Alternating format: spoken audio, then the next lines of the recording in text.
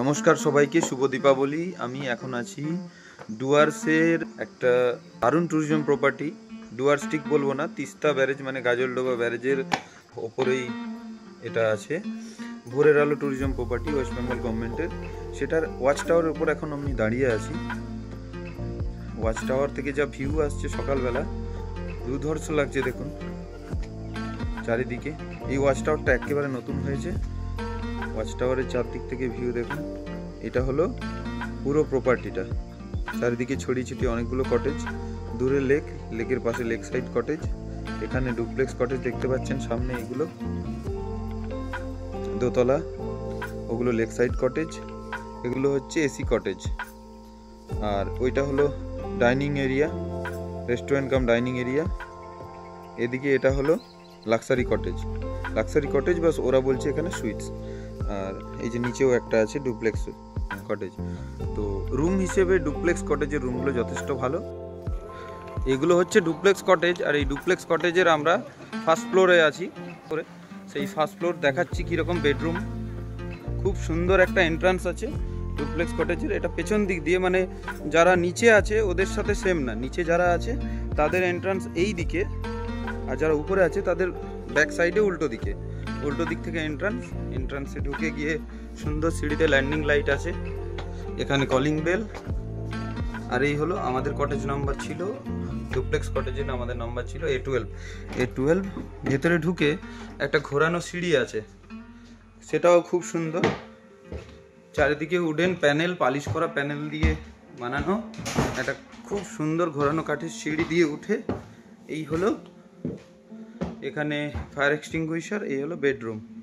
Bedroom দেখেই মন ভরে যাবে। আমাদের একদিন ইউজের পরে বেডরুমের এইরকম অবস্থা। বেড একটু এলোমেলো হয়ে আছে। এই যে এটা হলো বেড খুব সুন্দর, পরিষ্কার পরিচ্ছন্ন, যথেষ্ট আসবাবপত্র আছে। বেতের চেয়ার, টি টেবিল, এখানে মিনি ফ্রিজ আছে একটা, যথেষ্ট বড় টিভি, চায়ের সরঞ্জাম, আরও একটা টেবিল রাখার জায়গা, একটা স্ট্যান্ড ফ্যান আছে, আরও প্লাস্টিকের টেবিল। ওদিকে একটা টি টেবিল আছে, আর ওখানে একটা বসার ছোট্ট সোফা, একটা bed side stand, phone, in-house router ঘরের ভেতরের মধ্যেই আছে। আর খুব সুন্দর দেখুন, ঘরের মধ্যে চারিদিকে প্যানেলিং করা আছে, wooden panel, polish wooden panel, AC, ambient lighting এর ব্যবস্থা আছে। এবার বাথরুমে দেখিয়ে দিই। একটা ছোট্ট রুমের মতো আছে, তার ভেতরে ড্রেসিং আয়নার সামনে একটা চেয়ার আছে, এখানে একটা আলমিরা আছে।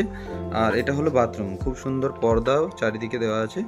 আর বাথরুমের ভেতরে যথেষ্ট পরিষ্কার পরিচ্ছন্ন। ওদিকে শাওয়ার এরিয়া, শাওয়ারে ফোর্স ভালো আছে, আর পরিষ্কার পরিচ্ছন্ন বেশ। এই দেখুন যথেষ্ট, আমাদের তো খুবই ভালো লেগেছে। এটা হলো ব্যালকনির ভিউ,